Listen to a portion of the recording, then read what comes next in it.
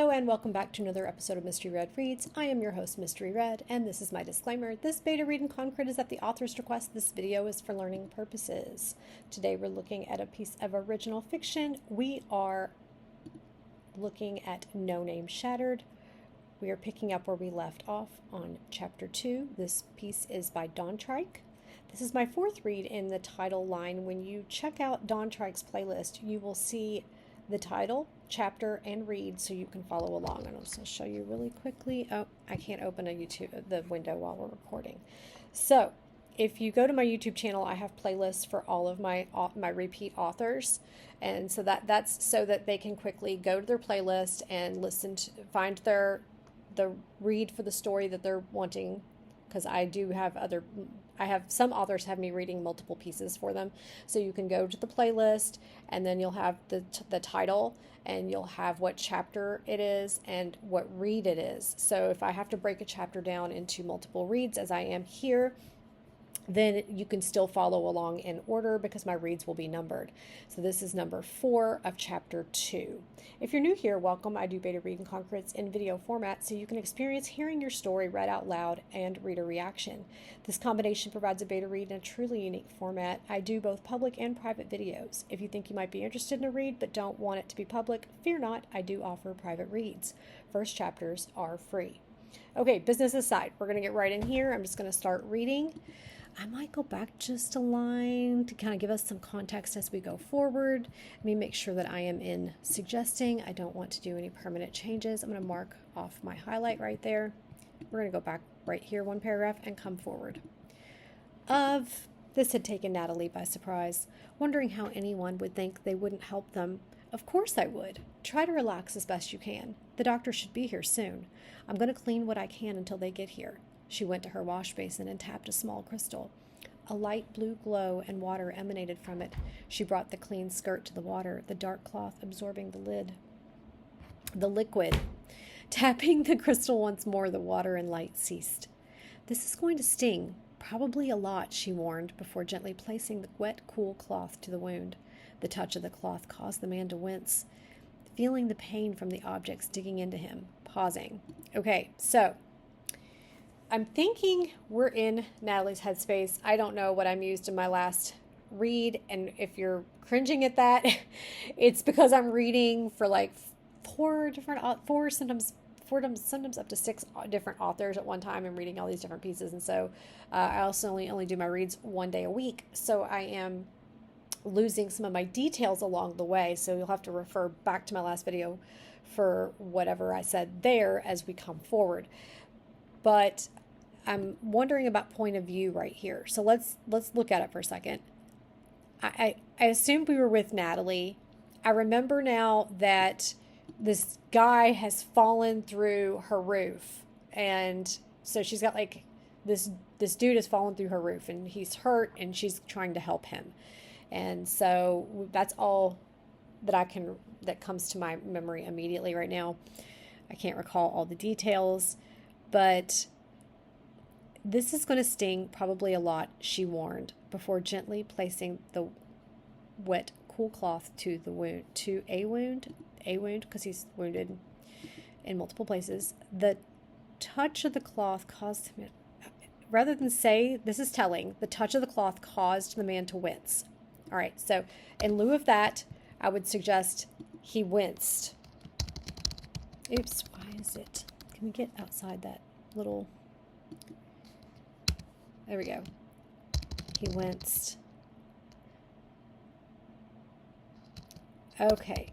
Now, this is also telling, feeling the pain from the objects digging into him. Now, she said it was going to sting when she did whatever she's getting ready to do. Okay. But now we're saying that he's wincing because of the pain from the objects digging into him. And I would assume this is from her observation of something. I feel like he's been impaled or something. Not like all the way through, but I feel like he's got something. I recall him being injured. This feels telling because we want to show his reaction. He winced, okay? Or he hissed in pain. He hissed as he winced as what dug into him. Okay, what is the object that's digging into him? Did he shift a little bit, and then did he pull back as because it hurt when she said this is going to sting probably a lot? All right, so then she puts the cloth on there. Maybe he recoils, and then his face crumples as whatever it is that's stuck in him digs deeper. Okay, so I forgot the detail of what it is that how he's hurt, but you have that information. I'm speaking to my author right now. You have that information, so that's my suggestion. And then you're showing it in lieu of telling and explaining it. Does that make sense? So I'm going to put musings and video here, and you can rewind backward there and listen to what I kind of tossed around, and you have the details of to make it flow for you. Musings and video. Okay, let's see. Sorry, this is all I can do for you. I don't want to risk making it worse. I know that she's speaking because she was already speaking up here, so I would omit the she said and say, and I would omit the adverb, and I would say she dabbed the wound before moving on to another. He clenched again. Okay, I'm gonna notice something else. I'm gonna point something else out before I move on. I don't know if I've pointed this one out before, but we're gonna take a look at it really quick. Oh, I need to pick a different color. It's blending in too much. We need it to stand out a little bit. Let's go with green. So yes, you might use the same word more than once in a paragraph, especially if it's a connecting word, okay? But when I see the word before, inside me, I feel a little hesitant, okay? There's a little hesitation. Let's read this. This is going to sting probably a lot, she warned, before gently placing the cool cloth to the wound. Okay, now let me try it again if we take this out. If I try to take out before, I'm trying to figure out how to explain what it is about the word before. It feels telling, okay? It feels like one of those words that kind of pulls me out of the story because instead of visualizing it, I feel like I'm being told it. Now, ultimately, as writers, we're always telling a story, but our goal is to immerse the reader in the story so that they forget that they're being told a story and they experience the story. And so we want to get out of the way of that, and we want to eliminate words that are in the way and coming between us and our experience. All right, this is going to sting probably a lot, she warned. She placed the cool wet cloth to the wound. He winced. Sorry, this is all I can do for you. I don't want to risk making it worse.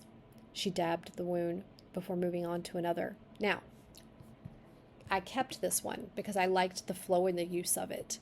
But I do like my little revision, my impromptu revision that could probably be beautified, you know. We could probably nitpick it. But I do like what I offered you there because it kind of accomplished all the things that I was pointing out to you in this paragraph. So I'm just going to kind of highlight the paragraph and just say musings and video, and you can kind of hear what I did there. I omitted one before because it felt telling, and it's also paired with an adverb. And then down here, I kept it because I liked the use of it, okay? And you can experience the difference in the use through the sentence, okay? That's one of the benefits of our video format is we get to have examples pop up, and because there's always exceptions for the most part, okay? He clenched again at the feeling of the cloth against another wound. All right, so this is telling because she's telling us he's clenching and why he clenched. We want to show that without telling us how he feels. You're going to show me how he feels because we're not in his headspace. We're in Natalie's headspace. So he clenched or he winced or he recoiled, whatever. You have lots of options. He clenched. Thank you, he spoke, trying not to move much. Okay, trying not to move. I would omit the much. It's extra. You don't need it. And I would omit the adverb. We don't want to use them excessively.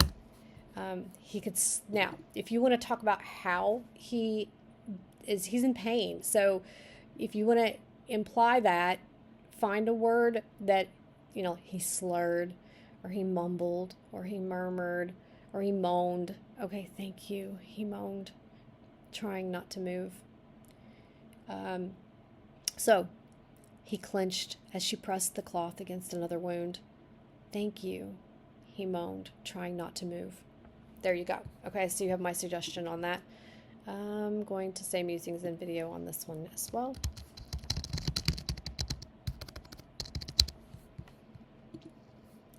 You're welcome. I'm glad you're still alive. A soft chuckle escaped her. You don't have to say it's her mouth because it's coming from her. So we know that it's coming from her body. We don't have to specify. Let's see. A soft chuckle escaped her. Okay, let's try this again. You're welcome. I'm glad you're still alive. A soft chuckle escaped her, trying to keep his spirits up.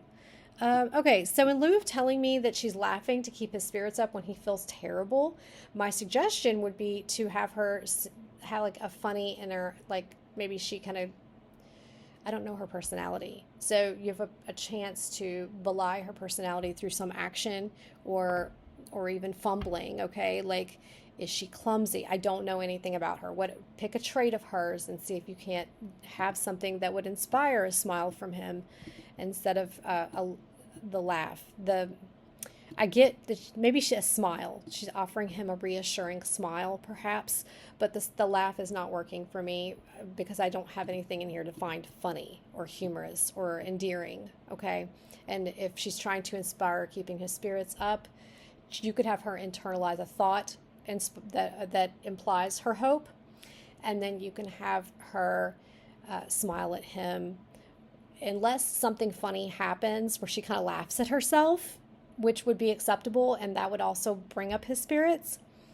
Okay, that would work better, but you got to have it work as in this happens and then this happens and you believe it, okay, and it doesn't feel awkward and forced. All right, this feels a little bit awkward and forced. And I'm just going to highlight this part right here and say musings and video. All right, and we're going to keep going. Let's see. Sorry about the roof. He acted as calm as one could in his condition. All right, so does his calm feel forced to her? Does it feel forced? I'm wondering. What I might suggest here is, sorry about the roof. He offered her an apologetic smile. It's fine. I'll just say you owe me when you get better. For now, try to stay still. Can you tell me your name? She wanted to ask 100 other questions. How about that? Others? 100 others? Other questions? Other questions? But was unsure which might cause him to go into a paranoid craze again and injure himself further. Okay, let's see. So I'm going to just go with my musings. Oh, no, I did not mean to do that. Okay, I was trying to go a little bit quicker with my note there. Musings and video on that. Trying to smooth out your flow a little bit here with he's in pain, she's cleaning him up, they're making a little bit of conversation as they wait for help, she's trying to reassure him. We just want the flow to work here. Now her smile could be here. You're welcome, I'm glad you're still alive. She offered him a warm smile. Sorry about the roof, he chuckled, and then winced, and he chuckled, which jarred his wound, or jarred something in deeper, something to that chord, and his face crumbled.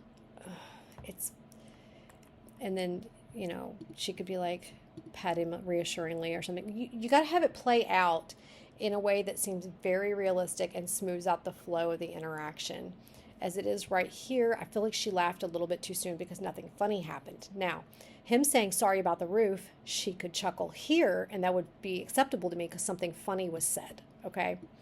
So you can just work out those interactions on the physical responses, and you'll have it. It's fine. I'll just say you owe me when you get better. For now, try to stay still.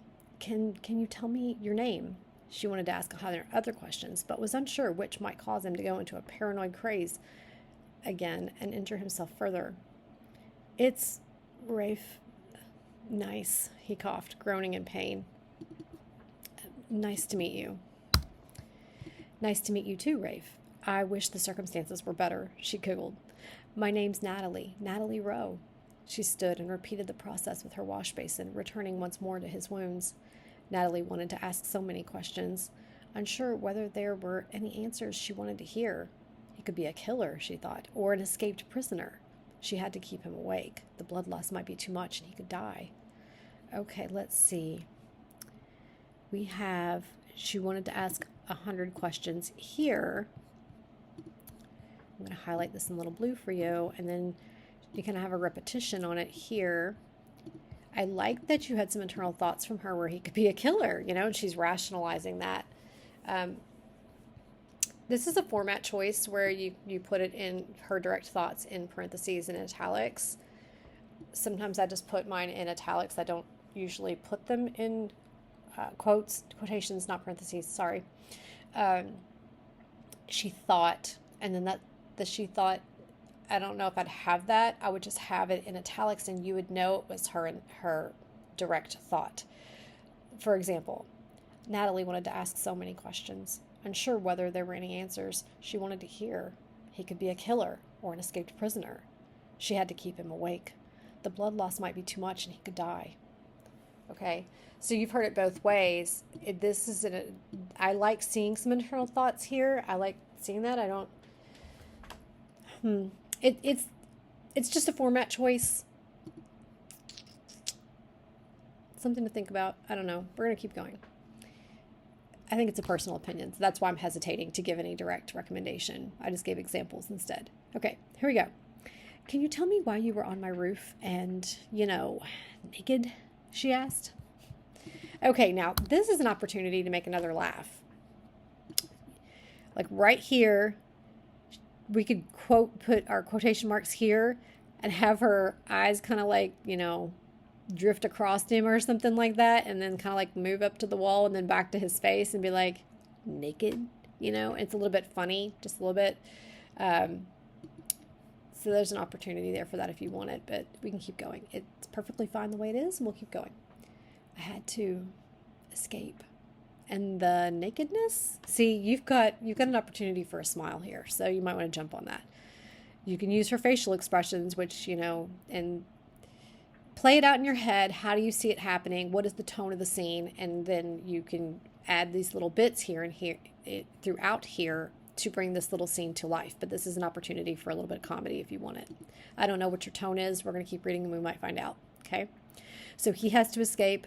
She's questioning him being naked. What priorities, right? He's like, I got to escape from something. And she's all focused about his nudeness. I mean, dude, if a guy or a person or an alien or anything else falls through my roof, I'm going to be just like, what? But then if they're naked on top of it, I'll be like, what'd be happening here? What's going on? All right, let's keep going. No clue. So he doesn't know why he's naked. That's interesting. Okay. I see. Silence filled the room as she thought about what he could be. All right.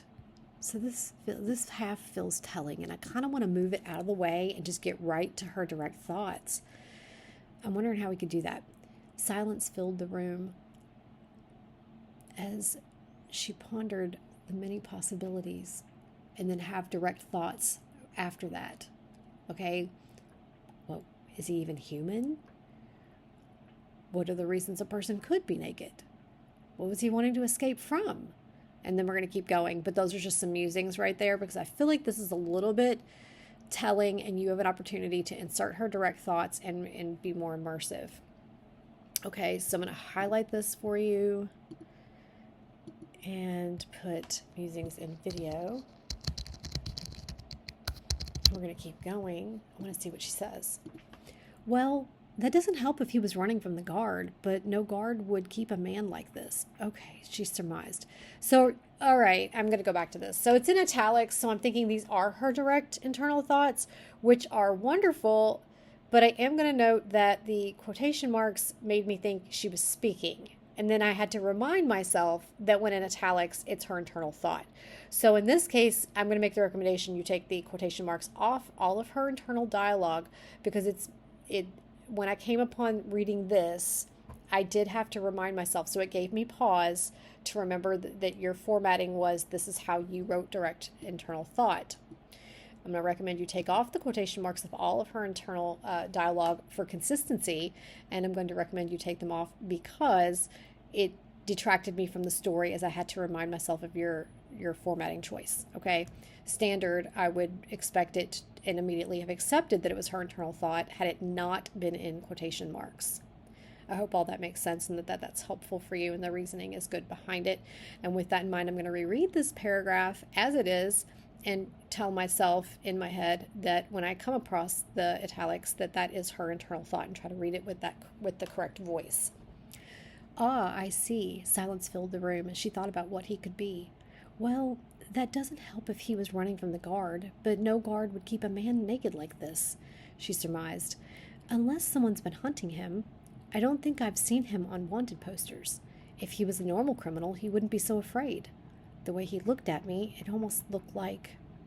Okay, so good, nice to have internal thoughts from her. I'm really liking that. I'm going to stand by my recommendations. We're going to keep going.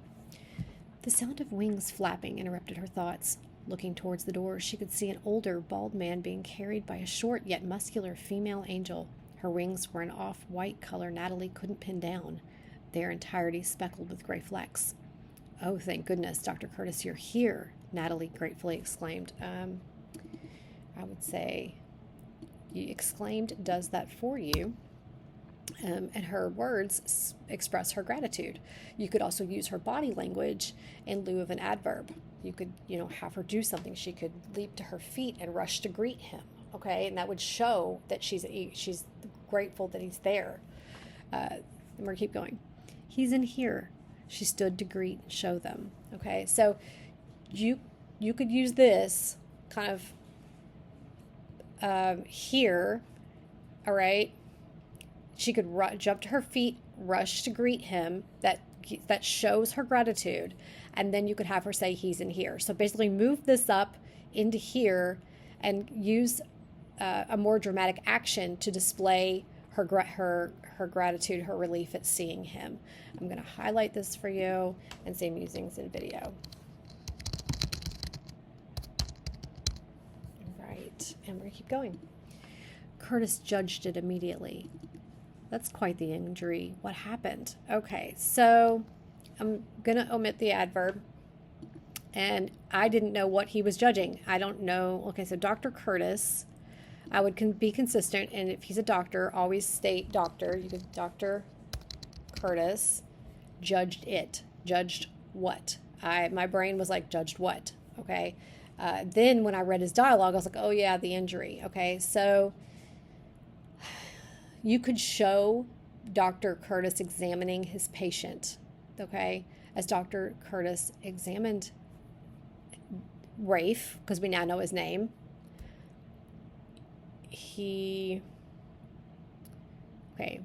Something. He's doing something. Give Dr. Curtis an action that shows that he's examining Rafe, and then have him speak. Or have him speak while he's examining him. And you can kind of work this into a more natural, less stilted kind of feel to it. Like give him an action of something. As Dr. Curtis examined Rafe, I don't know. We have to play with it. I don't have the visual, so it's hard for me, but you created it, so you will have the visual. Go back to the scene into the moment, and what do you see Dr. Curtis doing that you could write in here, okay? And then have his speech kind of tucked in there, or before, after, however it works with the flow of events. That's where you want his dialogue to be, and that's what you want surrounding that dialogue, okay? Let's see, I'm going to go with musings in video, and we're going to get back to it. Natalie hesitated, not sure how to explain. My boyfriend was fixing the roof. Naked? The old doctor asked as he reached into a large leather bag, walking closer to Rafe. Okay, so he can't have examined him yet, because he's now walking closer to him. He's not actually done it.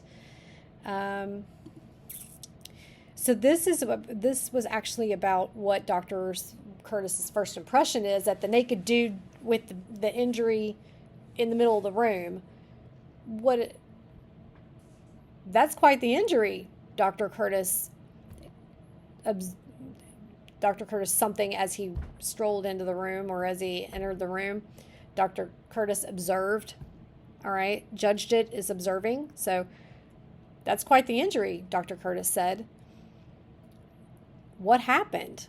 Oh, there we go. We can avoid the whole thing, simplify the whole thing, and then we can keep going. Let's try that. All right. Let's see. That's quite the injury, Dr. Curtis said. What happened? There we go. So we can just take this out. Now I'm going to go back here and read forward. Oh, thank goodness, Dr. Curtis, you're here, Natalie exclaimed, jumping to her feet. Oh, Natalie jumped to her feet, rushing to greet him. He's in here. There we go. Oh, thank you. Oh, thank goodness, Dr. Curtis, you're here. Natalie jumped to her feet, rushing to greet him. He's in here. That's quite the injury, Dr. Curtis said. What happened? Natalie hesitated, not sure how to explain. My boyfriend, my boyfriend was fixing the roof. Naked? The doctor asked as he reached into a large leather bag, walking closer to Rafe. Tamara, I'm going to need you to hold him. What are you going to do? Rafe said with a look that Natalie could already recognize. Okay, what does this look like? Why does she recognize it? Rather than say that she could already recognize it, I would try to use some features to describe it that it shows what he, shows his concern, his worry, his hesitation, okay? Or you could just simplify it with Rafe, I'm not sure. Rafe? I think it's Rafe. Hesitated, okay? What are you going to do?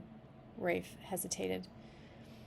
Maybe he looks at Natalie with pleading eyes or something to that sort, okay?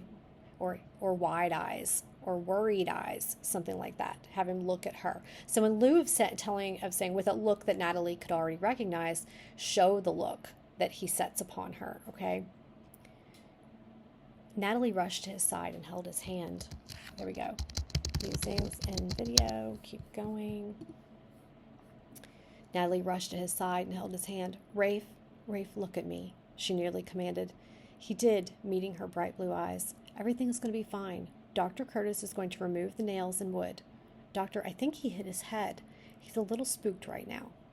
Well, you're going to have to keep him calm as I do this. Unfortunately, this will hurt. He pulled out a vial and a small, thin syringe. He uncapped the bottle and stuck the needle in, filling it with a cloudy white liquid. Capping the bottle, he placed it in I'm guessing this is supposed to say in his bag, and brought out an even smaller bottle. Uncapping it, he poured it directly onto Rafe's skin. Rafe's body tensed as he screamed when the liquid touched his injuries. Rafe, look at me, Natalie repeated, forcing his eyes to stay focused on her. He breathed deep while the doctor pierced his skin with the syringe, slowly pumping the liquid into his body. See, everything's okay. I'm right here. Putting the syringe to the side, Dr. Curtis reached for the plank stuck to his back, gripping it in his wrinkled hands. This is going to hurt, son. Tamara, do you have him? Is it Tamara or Tamra? It might be Tamara. I'm going to read it as Tamara, the way you both spellings are pronounced. It can be pronounced the same way, Tamra or Tamara. In the spelling would be the same. I mean, some people would take out, if it was Tamra, some people would take out the A, but you can also spell it this way and pronounce it both different ways, so I'm not sure which one you intended, so I apologize. This is going to hurt, son. Tamara, do you have him? Yes, doctor, the burly young woman responded. Dr. Curtis pulled on the plank slowly. Rafe clenched as the nails slid out. Cringing. Dr. Curtis pulled on the plank. Rafe clenched as the nails slid out. His body flexed the moment the nails left his back, gripping Natalie's hand tight. I would just say tight. Or just say gripping as he gripped Natalie's something. Okay. Rafe's body. I'm wanting to alternate one Rafe with his body instead of Rafe. So I would suggest making this one a his. There we go. Oops. There we go. All right. Let's see. Drops of blood flowed down his back. Maybe rivulets would be nice. Maybe if you want to spice it up a little bit. Show it a little seeping visual there. Drops of blood flowed down his back. The doctor dropped it on the floor out of the way, dropped the plank of it, because we were just speaking about blood, so my brain was still on the last noun, and so I think we need to refer back to the plank, okay? Or the wood, maybe, because we already have plank up here, so maybe we need wood. See how I just keep changing my own mind, and this is why a video is nice. We can go backwards, forwards. All right, the doctor dropped the wood on the floor out of the way. With the largest piece dislodged, Dr. Curtis began removing large slivers. Many slid out with a simple bit of force, while others took a slower, methodical approach. What few pieces, shards, suggesting to mix this up with a word that means the same to eliminate the echo on splinters. Slivers, we don't have an echo. It actually said slivers, not splinters. Why did my brain do that? I think it's because they both start with an S, so forget me. Let me try this again. With the largest piece dislodged, Dr. Curtis began removing large slivers. Many slid out with a simple bit of force, while others took a slower, methodical approach. What few splinters Dr. Curtis couldn't get with his hands, he used a pair of tweezers from his bag and slowly removed what he could find. Now, I'm going to leave that adverb because I think that the detail of him, this is slow and this is methodical. I don't know. We have two slows, though, so I kind of knew. I'm going to suggest omitting it. Yeah. And removed what he could find. All right. Couldn't get with his hands. He used a pair. I understand. And it's flagging it, but I like the way you have it. All right. I was with you. So we're going to keep going. Using a magnifying glass from his bag, the old doctor inspected each wound. Looks clear, he said before searching his bag. Okay, so we got an echo on bag. I don't think we need to say where he got the magnifying glass. It's a tool of the doctor. I accept it. I don't need to know where it came from. Using a magnifying glass, the old doctor inspected each wound. Looks clear, he said before searching his bag. Now comes the worst part. He pulled out a needle, threading it before piercing Rafe's skin. Carefully, he stitched his patient's back. Natalie couldn't help but look away from the sight, glancing at the rest of Rafe. Red dots littered his back from the nails and splinters. The more she looked, the more something felt off. A drop of blood seemed to lead to a hole that was small for the nail that was in him. Other wounds were similar. She caught sight of the back of his right hand, a dark vertical line that bowed out to the left. A tattoo, she thought. All right, that should do it, Dr. Curtis said, snapping Natalie out of her silent visual exploration. Oh, wow, that was quick. Thank you so much, Doctor. Natalie rose, taking one last glance at Rafe. It was no problem. Better thank those kids for alerting us. I'd barely be able to get to where I do if it wasn't for her and those wings. She could probably carry me just as fast on foot. The well-built angel blushed from the compliment while the doctor went to the wash basin to clean his hands with a bar of soap. I don't think we need to specify. He's just going to clean his hands, okay? And then it started reading, you had a little flow going on there. It was reading well. I'm going to stop as my timer went off. I'm going to mark it right here, highlight my little spot. And I am going to say, I am curious about Rafe. I want to know more about him. The dude came through the roof. He's landed naked in her living room. We still don't know why, but we do know his name. We have him getting help from a doctor. That's good. But I'm curious, who is he? Where did he come from? Is he a good guy? Is he a bad guy? Is he a victim? What is his story? So I'm curious. And then I like this description of, starting to have like some markings on him that she's observing. And she's kind of trying to figure out what they mean or what that is. What is the... She doesn't say what it means. She's like, a tattoo? What's that about? Do these markings mean something? Were they placed on him? Or did he choose to get them himself? So much to think about. So I'm curious about Rafe, and we will find out more about him possibly in our next read. We will be back. Let's see, this is read 4 today. Yep. So next one will be read 5. All right, guys, I will see you next time on Mystery Red Reads.